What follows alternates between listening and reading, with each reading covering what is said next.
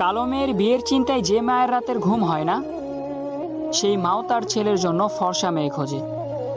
বেকার ছেলের চাকরির জন্য যে বাবার রাতের ঘুম হয় না, সেই বাবাও তার মেয়ের জন্য চাকরিজীবী জামাই খোঁজে।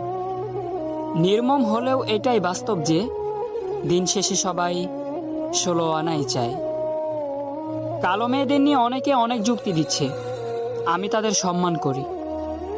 মেয়েদের একটা অভিযোগ থাকে যে ছেলেরা সুন্দর ফর্সা মেয়ে খোঁজে। আচ্ছা, মেয়েরা কি কালো ছেলে খোঁজে?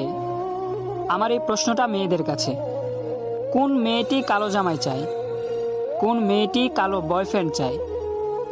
আমার জানা মতে সবার বিএফগুলোই ফর্সা হিরো। কালো মেয়েদের নিয়ে ছেলেরা যে সম্মানটুকু দেখিয়ে পোস্ট করে, 1% মেয়েও কি কালো ছেলেদের নিয়ে এমন পোস্ট করে যে এটা আমার ক্রাশ?